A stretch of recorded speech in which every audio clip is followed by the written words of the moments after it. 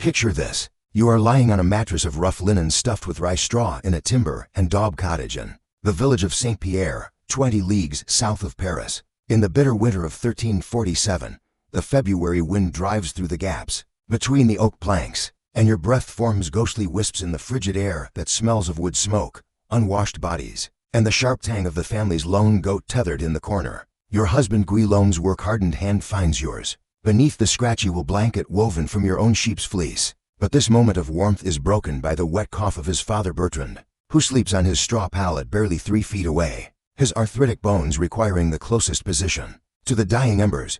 Beyond him, your twin daughters Marie and Agnes, now 7 years old, whisper secrets to each other in their shared bed, while your infant son Pierre nurses restlessly at your breast. This is intimacy in the medieval world, love carved from moments between interruptions, tenderness stolen in the spaces between survival's demands. Privacy, as we understand it today, would have been as incomprehensible to a 14th century French peasant as the idea of flying or speaking across vast distances through invisible threads. The very concept of solitude was not merely foreign, but potentially dangerous. To be alone was to be vulnerable to wolves, bandits, evil spirits, or the harsh judgment of neighbors who might wonder what sin required such secretive behavior. Life was communal by necessity, by design, and by divine command. The single room where you lie contained the entirety of your family's existence. Measuring perhaps 12 feet by 15 feet, this space served as kitchen, workshop, dining hall, nursery, and bedchamber for Guillaume's extended family of 9 souls. The massive stone hearth dominated one wall, its chimney a relatively recent innovation that your grandfather would have marveled at, remembering the days when smoke simply rose through a hole in the thatch and filled the room with acrid clouds that stung the eyes and blackened the rafters. The architecture itself told the story of survival and adaptation. The walls, built of oak timber filled with daub made from clay, straw, and horsehair, provided insulation against the elements while allowing for quick construction and repair. The steep pitched roof, heavy with straw thatch, shed rain and snow, while providing storage space in the loft where Guillaume kept his precious tools and the family's meager supply of grain. The single window, covered with oiled parchment rather than glass, could be shuttered against storms but provided little light during the long winter months. Your sleeping arrangements reflected both practical necessity and social hierarchy. Guillaume's father occupied the warmest spot near the fire, his status as family patriarch earning him this privilege, despite his diminished ability to contribute to the household's labor. His wife Marguerite, your mother-in-law, slept beside him, her weathered hands still working at spinning wool even in the darkness, the familiar rhythm of her fingers providing a steady backdrop to the night's quiet sounds. Their youngest son Henry, still unmarried at 20, slept on a simple pallet near the door, ready to defend the household and positioned where his comings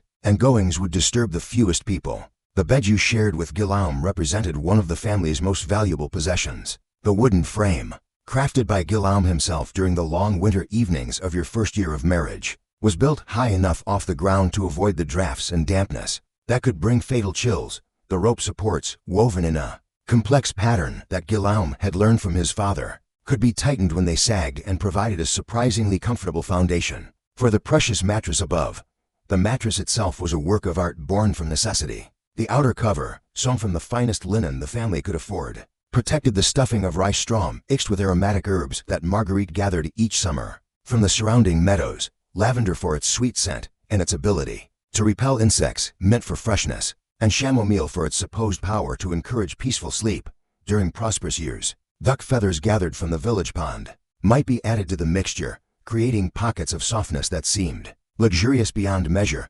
The coverlets told their own story of family history and female industry. The bottom layer, closest to your bodies, was made from soft linen that had been your wedding gift from your mother. Its whiteness gradually faded to cream through years of use and careful washing. Above this lay a wool blanket woven from the fleece of your own sheep, its rough texture softened by use and the natural oils of countless nights of sleep. The top layer, visible to any who might glance toward your sleeping area, was Guillaume's pride, a coverlet of fine wool dyed with expensive madder root to achieve a deep red color that proclaimed the family's modest prosperity to any visitor.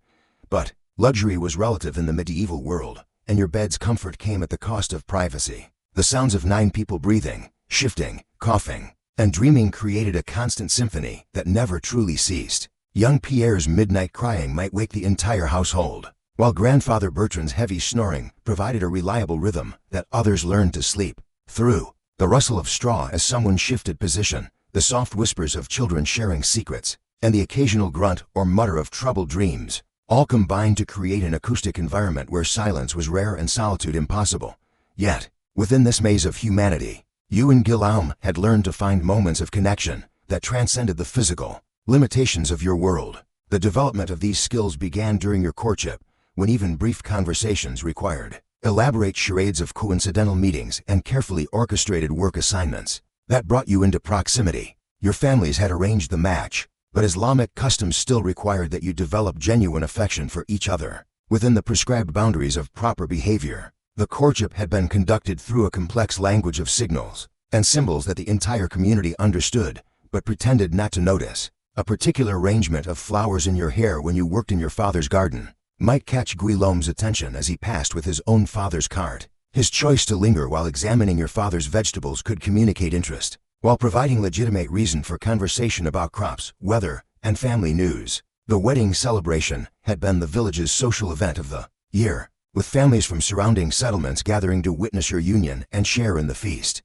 that your families had saved for months to afford. The ceremony itself, conducted by Father Jean in the stone church that served 5 villages, had been both solemn and joyful, marking not just the union of 2 individuals, but the alliance of 2 families and the continuation of community traditions that stretched back through generations. But it was in the weeks following the wedding that you truly began to understand the challenge of creating intimacy within the constraints of medieval life. The addition of a new wife to Guillaume's family household required delicate negotiations about sleeping arrangements, work responsibilities, and the 1,000 small decisions that govern daily life. Your mother-in-law's initial reserve gradually warmed as you demonstrated your competence in managing household tasks and your respect for family traditions. The rhythm of intimate communication developed slowly through shared labor and mutual observation. You learned to read Guillaume's moods in the way he held his shoulders while working at his loom, to understand his concerns in the particular attention he paid to examining finished cloth,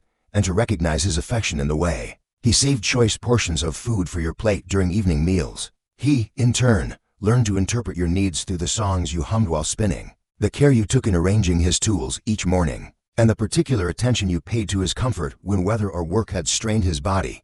The development of private communication required elaborate creativity within the constraints of constant observation. A particular way of folding Guillaume's work clothes could indicate your desire for private conversation that evening. His choice to check the animals at unusual times might signal his intention to meet you in the small outbuilding that housed the family's precious goat and few chickens. Even the arrangement of kitchen implements could carry coded messages that family members learned to recognize and respect. The physical realities of medieval hygiene influenced intimate relationships in ways that modern people struggle to comprehend. Bathing was a luxury reserved for special occasions, perhaps once monthly during warm weather and far less frequently during winter months. The weekly washing of face and hands represented a ritual that couples learned to share, taking turns, assisting each other with the precious warm water and the coarse soap made from ash and animal fat.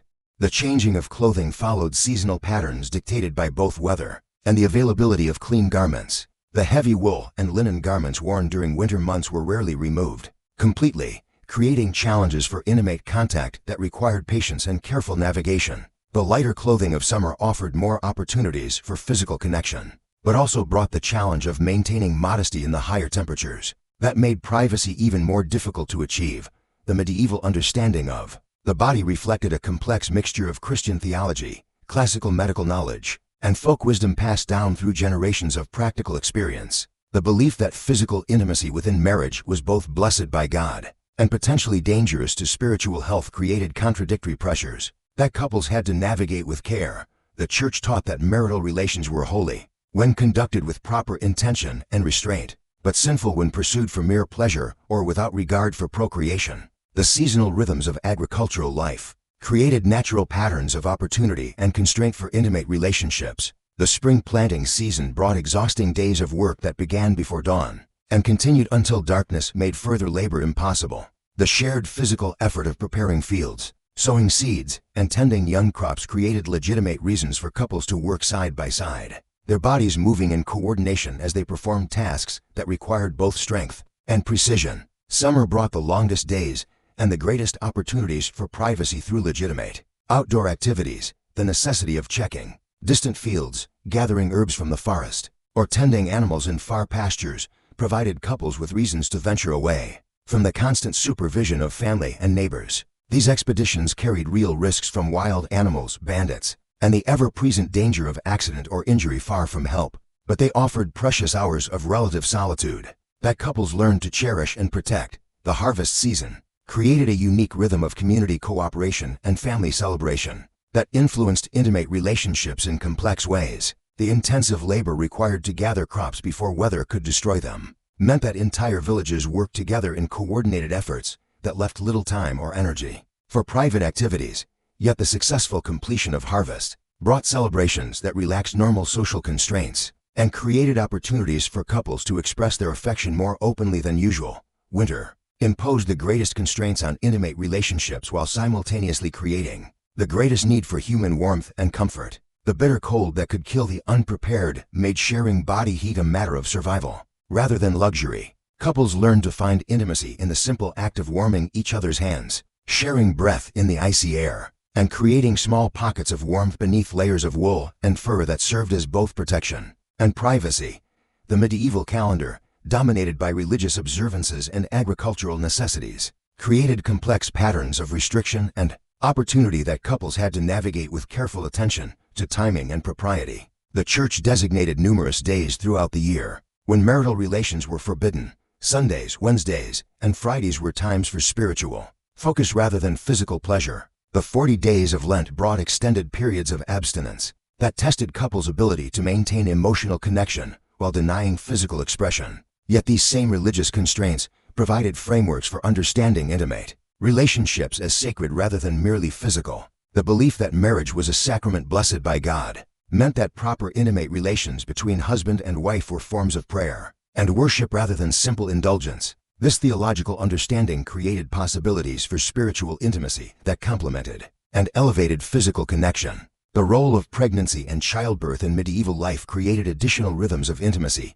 and separation that couples had to manage with both practical wisdom and emotional resilience. The high rates of infant and maternal mortality meant that pregnancy was simultaneously a blessing and a source of profound anxiety. The Church's teaching that sexual relations should cease once pregnancy became visible created periods of enforced celibacy that couples had to navigate while maintaining their emotional bond. The presence of children in the household required elaborate strategies for maintaining adult relationships while fulfilling parental responsibilities. Young Marie and Agnes had reached an age where they noticed and remembered adult conversations and behaviors, requiring their parents to develop increasingly sophisticated methods of private communication. The girls slept deeply after days of helping with household tasks, but their mother's intuition told them when something important was happening that they should pretend not to notice. The economic pressures that dominated medieval life influenced intimate relationships in ways that were both practical and emotional. The success or failure of Guillaume's small loom and the quality of the cloth he produced determined not only the family's material comfort, but also their social standing. Within the village community, poor craftsmanship could lead to reduced income, social embarrassment, and the stress that inevitably affected private relationships. Exceptional work, on the other hand, brought not only economic rewards, but also pride and confidence that strengthened the bond between husband and wife. The seasonal availability of raw materials created natural rhythms of productivity and rest that influenced intimate relationships. Spring brought the shearing of sheep and the collection of wool that would be spun and woven throughout the year. The quality of the fleece depended on the care given to the animals during winter months, creating a direct connection between family cooperation and economic success. Summer provided opportunities to gather plants for dyeing, madder for red, woad for blue, and various bark and berries for yellows and browns that could transform plain wool into valuable colored cloth. The process of textile production itself created opportunities for intimate cooperation between husband and wife. The sorting and cleaning of raw wool required careful attention that brought couples into close physical proximity as they worked together to remove burrs, dirt, and inferior fibers. The spinning of thread demanded coordination between the woman's skilled hands and the man's knowledge of the final product's requirements. The actual weaving required both technical expertise and artistic vision that couples developed together over years of shared labor. The medieval understanding of time influenced intimate relationships by creating awareness of both urgency and patience. Without mechanical clocks, daily rhythms were determined by the sun's movement, the church bells that marked canonical hours, and the natural cycles of work and rest. This organic approach to time meant that couples could not schedule intimate moments with precision, but it also created possibilities for spontaneous connection. When circumstances unexpectedly aligned, the church bells that rang across the French countryside served multiple functions in the lives of medieval couples. The bell for prime at sunrise marked the beginning of the day's labor and the end of night's privacy. The bell for vespers in the evening indicated the approach of time when intimate activities might be possible. The bell for compline marked the final prayers of the day and the beginning of the night's rest. Couples learned to interpret these acoustic signals as part of the complex choreography of their private lives. The role of extended family in Guillaume's household created networks of support and obligation that both assisted and complicated intimate relationships. Grandfather Bertrand's presence provided connection to family history and traditional knowledge about everything from weather prediction to medicinal herbs, but his opinions about proper behavior and his tendency to comment on family matters required careful management to maintain household harmony. Your mother-in-law Marguerite served as both teacher and judge of your performance as Guillaume's wife. Her approval was essential for family peace, but her constant presence meant that your relationship with Guillaume had to develop under her watchful eyes. The gradual earning of her trust and affection became an important milestone in your marriage, creating possibilities for greater freedom and privacy as you proved your competence and loyalty to family traditions. The presence of unmarried brother Henry added another dimension to household dynamics. His eventual marriage and departure would significantly alter the family's economic situation and living arrangements, but until then, his needs and opinions had to be considered in all family decisions. His relationship with potential brides in neighboring villages created opportunities for Guillaume and you to demonstrate your success as a married couple while also providing entertainment and distraction during long winter evenings. The medieval understanding of gender roles created both constraints and opportunities for intimate relationships. The expectation that wives should be obedient to their husbands was balanced by recognition that successful households required genuine partnership and mutual respect. Guillaume's authority as head of household was real and legally supported, but his success depended on your willing cooperation and skilled management of domestic affairs.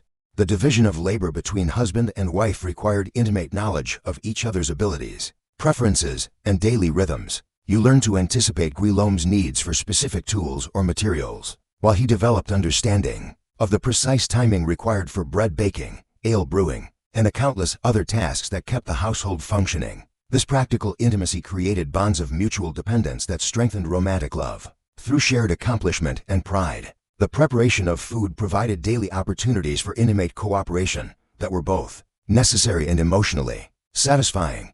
The morning porridge of oats or barley required careful attention to prevent burning, while evening meals of cabbage soup with precious bits of bacon demanded precise timing to ensure that all family members could eat while the food remained warm. The sharing of cooking tasks created natural opportunities for couples to work in close proximity, their movements coordinated through practice and mutual understanding. The medieval kitchen, centered around the great hearth, was the true heart of household intimacy. Here, couples developed wordless communication as they managed the complex logistics of feeding 9 people with limited resources and simple tools. The placement of pots, the stirring of soups, and the turning of roasting meat all required coordination that brought husband and wife into frequent contact throughout the day. The seasonal preservation of food created annual rhythms of intensive cooperation that strengthened marital bonds through shared labor and mutual accomplishment. The autumn slaughter of the family pig required careful coordination to preserve every edible portion through smoking, salting, and rendering. The preparation of sauerkraut from the year's cabbage harvest demanded precise timing and technique that couples perfected together over years of practice. The brewing of ale, essential for family health in a world where water was often contaminated, created weekly opportunities for intimate collaboration. The process required careful attention to temperature, timing, and cleanliness that brought couples together in tasks that were both critically important and potentially ruined by carelessness. The success of each batch reflected the quality of their partnership and provided tangible evidence of their ability to work together effectively. The medieval understanding of illness and healing influenced intimate relationships by creating opportunities for tender care during times of vulnerability. The treatment of common ailments with herbal remedies required couples to develop intimate knowledge of each other's bodies and health patterns. The application of poultices, the administration of herbal teas, and the provision of comfort during fever or injury all created opportunities for physical and emotional connection that were both necessary and loving. The role of midwives in medieval society extended far beyond childbirth assistance to include guidance on intimate relationships and family planning. These women, often the most knowledgeable about female anatomy and reproductive cycles in their communities, provided confidential advice that was sought in whispered conversations during chance encounters at the village well or market. Their presence during childbirth created opportunities for frank discussions about marital intimacy that would have been impossible in other contexts. The seasonal festivals of the Christian calendar provided rare opportunities for community celebration that temporarily relaxed normal social constraints. The Feast of St. Martin in November brought harvest celebrations with dancing, drinking, and communal joy that allowed married couples to express their affection more openly than usual. The Christmas season created opportunities for gift-giving and special foods that couples could use to demonstrate their care for each other. Within religiously acceptable frameworks, the medieval understanding of dreams and their spiritual significance influenced intimate relationships by providing couples with additional ways to share their inner lives. The belief that dreams could reveal divine messages, warnings about future events, or insights into spiritual conditions meant that couples often shared their nighttime experiences as part of their morning conversations, creating intimacy through the revelation of subconscious thoughts and fears. The practice of pilgrimage, whether to local shrines or distant holy sites, created unique opportunities for marital intimacy that were impossible within the constraints of village life. The journey to pray at the Cathedral of Chartres, the Shrine of St. Denis, or other sacred locations provided couples with legitimate reasons to travel together while experiencing temporary freedom from family and community oversight. The shared hardships of travel, sleeping in unfamiliar places, and facing unknown dangers together often strengthened marital bonds in ways that routine daily life could not achieve. The role of gossip and community surveillance in medieval village life meant that intimate relationships were always subject to public scrutiny and comment. The need to maintain reputation and social standing created additional pressures on couples to conform to community expectations while pursuing their private happiness. The village women who gathered at the well each morning created an informal network of information exchange that could either support or undermine individual marriages, depending on the community's assessment of a couple's behavior. The medieval practice of bundling, common throughout northern France and Germany, provided young couples with supervised opportunities to develop emotional intimacy before marriage. This custom, where courting couples were allowed to share a bed while fully clothed and often separated by a wooden board, allowed families to observe and approve developing relationships while providing the couple with opportunities for conversation and limited physical contact. The economic importance of marriage in medieval society meant that intimate relationships were always embedded within broader networks of property, inheritance, and social obligation. The dowry that you brought to Guillaume's family, consisting of your spinning wheel, several yards of fine linen, and a small sum of silver coins, represented your family's investment in the alliance and your contribution to the household's economic foundation. The management of these resources required ongoing consultation and cooperation that strengthened your partnership while serving practical needs. The medieval understanding of fertility and conception influenced intimate relationships through complex mixtures of religious doctrine, medical theory, and folk wisdom. The belief that successful conception required mutual pleasure created incentives for husbands to attend to their wives' satisfaction while also creating pressure to perform under circumstances that were far from ideal. The timing of intimate encounters often had to be coordinated with women's natural cycles, adding another layer of complexity to relationships that were already constrained by numerous external factors. The practice of contraception, though officially condemned by the Church, was quietly practiced throughout medieval Europe through herbal remedies and timing strategies that were shared among women in carefully guarded conversations. The knowledge of plants that could prevent pregnancy or ease childbirth was passed from mother to daughter and between female neighbors in whispered exchanges that created underground networks of feminine wisdom that operated parallel to official religious teaching. The medieval understanding of love itself differed significantly from modern romantic ideals. Rather than being viewed as a feeling that either existed or did not, love was understood as a virtue that could be cultivated through practice, patience, and proper intention. This meant that couples could work deliberately to strengthen their affection for each other even when circumstances made spontaneous expression difficult or impossible. The influence of courtly romance literature, though distant from peasant life, still filtered down through society to influence expectations about marital relationships. The ideals of devotion, service, and refined feelings celebrated in aristocratic poetry created cultural models that even village couples might aspire to emulate within their own circumstances. The tension between these romantic ideals and the practical realities of peasant life created both inspiration and frustration for couples seeking to balance love with survival. The role of music and storytelling in medieval culture provided couples with additional means of intimate expression that could operate within the constraints of communal living. The sharing of favorite songs, the collaborative creation of family stories, and the discussion of tales heard from traveling merchants all created opportunities for emotional connection that strengthened relationships beyond their merely physical dimensions. The seasonal rhythms of religious observance created natural patterns of spiritual intimacy that complemented physical relationships. The shared participation in morning and evening prayers, the observance of fast days and feast days, and the discussion of religious questions all provided couples with opportunities to connect on spiritual levels that deepened their overall bond. The belief that marriage was a reflection of divine love created frameworks for understanding intimate relationships as sacred rather than merely personal.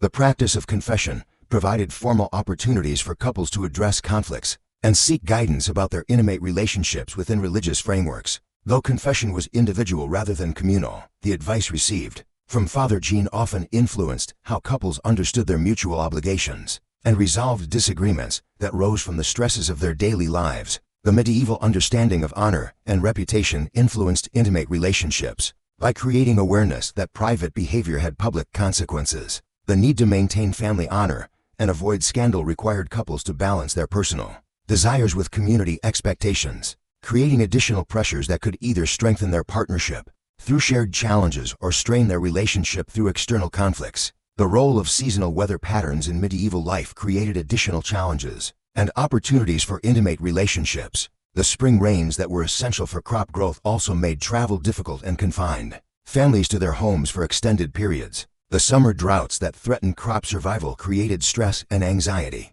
that affected all family relationships. The autumn storms that could destroy unharvested crops brought worry that influenced intimate life, while successful harvests brought relief and celebration that created opportunities for romantic expression. The practice of neighborhood cooperation during times of crisis created opportunities for couples to demonstrate their partnership while serving community needs. The response to fires, floods, or other disasters required immediate cooperation and mutual support that revealed the strength of individual marriages while contributing to collective survival. The assistance provided to neighbors during illness or economic hardship created networks of reciprocal obligation that supported individual families while strengthening community bonds.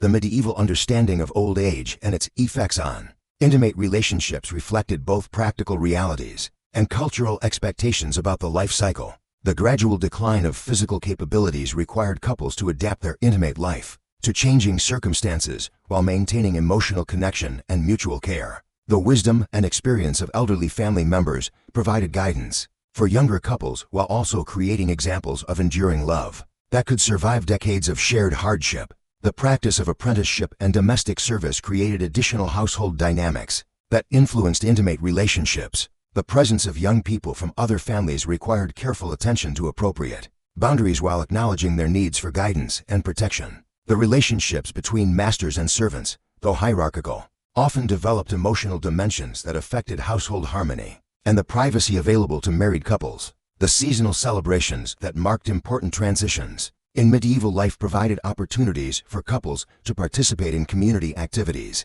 that strengthened their public identity while creating memories that enhanced their private bond. The Feast of St. John in midsummer brought bonfires and outdoor celebrations that allowed for more relaxed social interaction. The harvest festivals of autumn created opportunities for music, dancing, and communal joy that couples could share while maintaining their individual connection. The medieval understanding of death and its constant presence influenced intimate relationships by creating awareness of life's fragility and the importance of expressing love. While opportunities existed, the frequent deaths of children, neighbors, and relatives provided sobering reminders that every moment of connection was precious and potentially final. This awareness created both urgency and tenderness in intimate relationships as couples learned to balance hope for the future with acceptance of life's uncertainties. The practice of memorial observances for deceased family members created annual opportunities for couples to reflect on their own relationship while honoring those who had gone before. The sharing of memories about deceased relatives, the discussion of lessons learned from their examples, and the mutual comfort provided during times of grief all strengthened marital bonds, while maintaining connection to family history and tradition. The medieval understanding of sin and redemption influenced intimate relationships by providing frameworks for forgiveness and renewal when conflicts arose. The belief that human imperfection was universal and that forgiveness was both divinely commanded and practically necessary meant that couples could recover from arguments and misunderstandings without destroying their fundamental bond. The religious emphasis on mercy and second chances created cultural support for working through marital difficulties rather than abandoning relationships when problems arose. The role of work songs and traditional melodies in medieval culture provided couples with shared vocabularies for expressing emotions that might be difficult to communicate directly. The collaborative singing during repetitive tasks like spinning, weaving, or food preparation created opportunities for harmonic connection that reflected and strengthened their intimate relationship. The choice of particular songs could communicate moods, desires, or concerns that would be inappropriate to express verbally in the presence of family members. The seasonal migration patterns of medieval trade created opportunities for both separation and reunion that influenced intimate relationships in profound ways. Guillaume's occasional trips to larger towns to purchase materials or sell finished goods meant periods of separation that created longing and anticipation. The careful planning required for these journeys and the sharing of experiences afterward provided opportunities for private consultation and mutual decision-making that strengthened their partnership. The medieval understanding of hospitality and its religious significance influenced intimate relationships by creating shared responsibilities for welcoming and caring for guests. The requirement to provide food, shelter, and protection to travelers created opportunities for couples to demonstrate their unity and competence while serving religious and social obligations. The management of household resources to accommodate unexpected visitors required consultation and cooperation that strengthened their practical partnership. The practice of seasonal craftsmanship created annual rhythms of intensive collaboration that deepened intimate relationships through shared accomplishment and mutual pride. The winter months, when agricultural work was impossible, provided opportunities for couples to work together on projects that required both technical skill and artistic vision. The creation of household objects, the repair and maintenance of tools and equipment, and the preparation of items for trade all required cooperation that combined practical necessity with creative expression. The medieval understanding of beauty and its role in human experience influenced intimate relationships by creating shared appreciation for the aesthetic dimensions of daily life, the enjoyment of well-crafted objects, the appreciation of natural beauty, and the creation of artistic elements within practical constraints, all provided couples with opportunities to connect on levels that transcended mere survival needs. The seasonal availability of different foods created opportunities for couples to express their care for each other through special preparations and shared delicacies. The spring arrival of fresh herbs and vegetables after months of preserved foods provided occasions for culinary creativity that was both nutritionally important and romantically meaningful. The summer abundance of fruits and fresh produce created opportunities for sharing special treats that demonstrated thoughtfulness and affection. The role of seasonal clothing changes in medieval life created annual opportunities for intimate service and care between married couples. The transition from heavy winter garments to lighter summer clothing required assistance with fastenings, adjustments, and repairs that provided legitimate reasons for physical contact and careful attention to each other's comfort and appearance. The skill required for maintaining and mending clothing created opportunities for couples to serve each other in ways that were both practical and loving. The medieval understanding of loyalty and its importance for both family and community relationships influenced intimate marriages by creating shared values and expectations that strengthened partnership while serving broader social purposes. The commitment to family honor, the maintenance of trade relationships, and the fulfillment of community obligations all required cooperation and coordination that demonstrated couples' unity while contributing to collective welfare. The practice of seasonal storage and resource management created opportunities for couples to plan and work together in ways that demonstrated their mutual competence and shared vision for the family's future. The decisions about what foods to preserve, how to allocate limited storage space, and when to use precious resources all required consultation and agreement that strengthened their practical partnership while providing opportunities for private conversation and planning. The medieval understanding of community interdependence influenced intimate relationships by creating awareness that individual happiness was connected to collective welfare. The success of marriages contributed to village stability, while strong communities provided support systems that helped individual couples weather difficulties and celebrate successes. This understanding created additional motivations for couples to work through problems and maintain their relationships even during challenging periods. The seasonal rhythms of religious devotion created opportunities for spiritual intimacy that complemented and deepened physical relationships. The increased prayer and meditation during holy seasons provided couples with shared experiences of transcendence that strengthened their emotional bond. The discussion of religious questions, the sharing of spiritual insights, and the mutual support during times of spiritual struggle all created forms of intimate connection that operated within religiously acceptable frameworks. And so, as the winter wind continues to howl through the timber walls of your cottage in Saint-Pierre,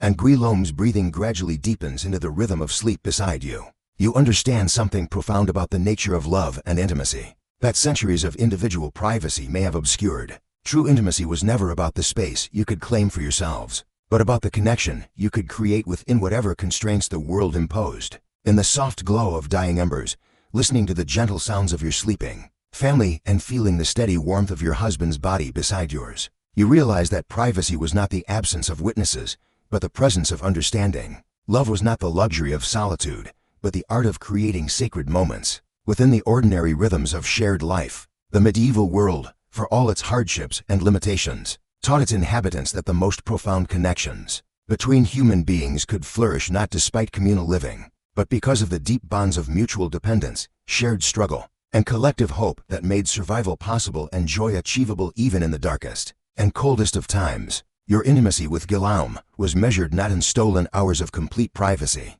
but in the accumulated moments of tenderness woven throughout each day.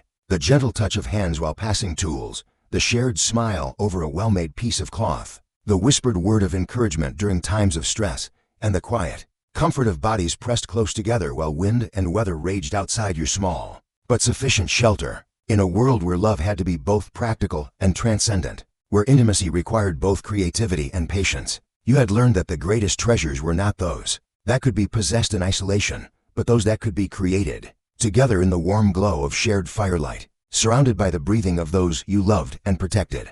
Finding infinite richness in the space between one heartbeat and the next,